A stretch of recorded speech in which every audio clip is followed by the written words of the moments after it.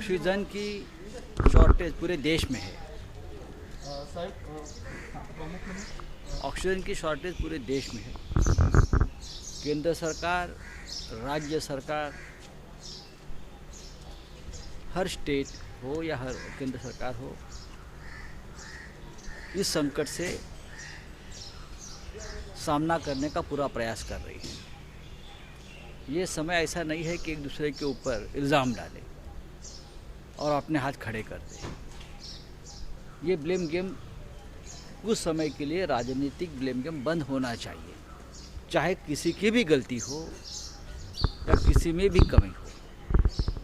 मैं मानता हूँ कि प्रधानमंत्री जी और मुख्यमंत्री के जो कॉन्फ्रेंस हुई हाल ही में, उसमें भी ये बात निकल कर आई है। महाराष्ट्र सरकार की अगर बात करें तो राज्य के मुख्यमंत्री उद्धव ठाकरे जी, उनका पूरा कैबिनेट और प्रशासन इस कोरोना के संकट का सामना बहुत ही मजबूती से कर रही है। और आपने देखा होगा डबलिंग रेट भी कम हो गया है। मुंबई में भी कंट्रोल में कोरोना आ रहा है। हमारे जो अपोजिशन है यहाँ के, उनको भी समझना चाहिए ये राजनीति करने का समय नहीं है।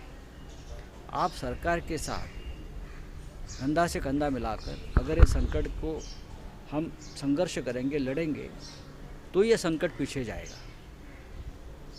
तो ठीक है, मुख्यमंत्री जी पूरा जोर लगा रहे हैं।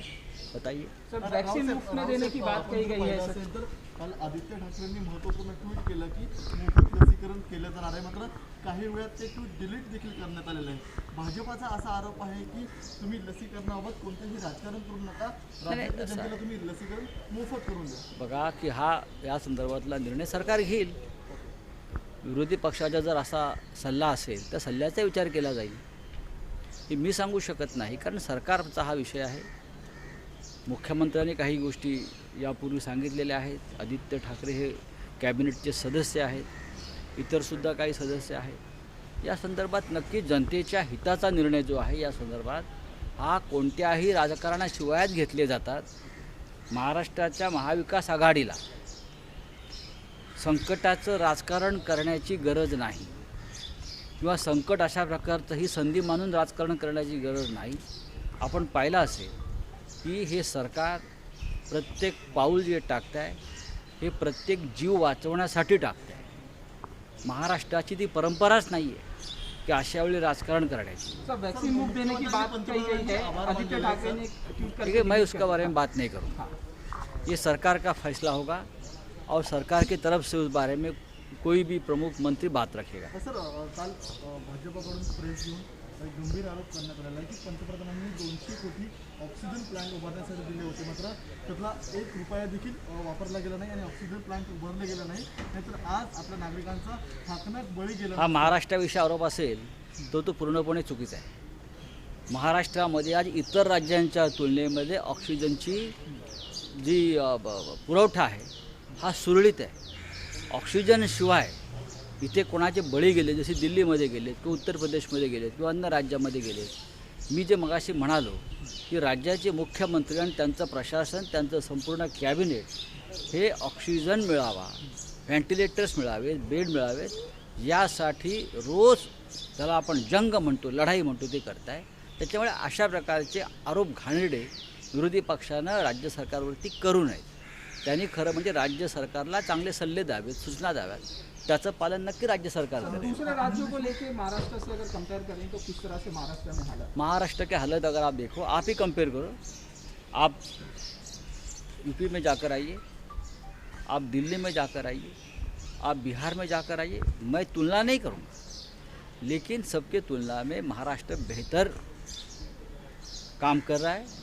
और आने वाले दिनों में ये सब आपको जो फिगर आप जो दिखा रहे हैं वो बहुत ही कम आ जाएगी, क्योंकि हर व्यक्ति को जिसे कोरोना का संक्रमण हुआ है उसको बेड मिले, उसको वेंटिलेटर मिले, उसको ऑक्सीजन की किल्लत ना हो, ये सभी के बारे में राज्य के मुख्यमंत्री व्यक्तिगत तौर पर ध्यान दे रहे हैं। सर, तुम्ही अनिल देशमुख प्रकरणानंतर एक सूचक असा ट्विट केलं होतं, दया पुष्प गडबड आहे, नेमका तुमचा निशाणा कोणावरती होता? नाही, निशाणाचा प्रश्न नाही आहे की कोर्टाचे आदेश स्पष्ट आहेत त्याच्यामध्ये की प्राथमिक चौकशी करून अहवाल सादर करावा।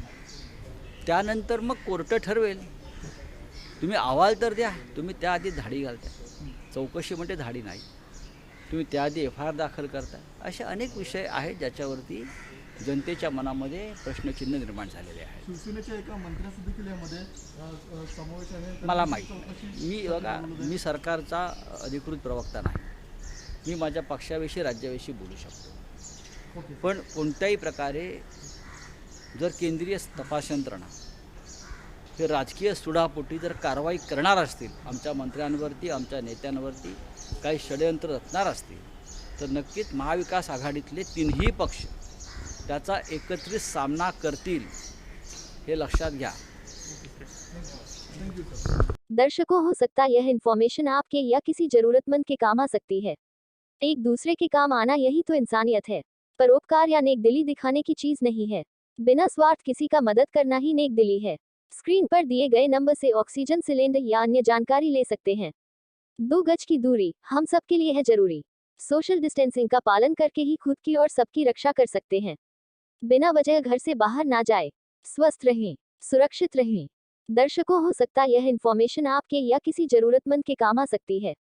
एक दूसरे के काम आना यही तो इंसानियत है. परोपकार या नेकदिली दिखाने की चीज नहीं है. बिना स्वार्थ किसी का मदद करना ही नेकदिली है.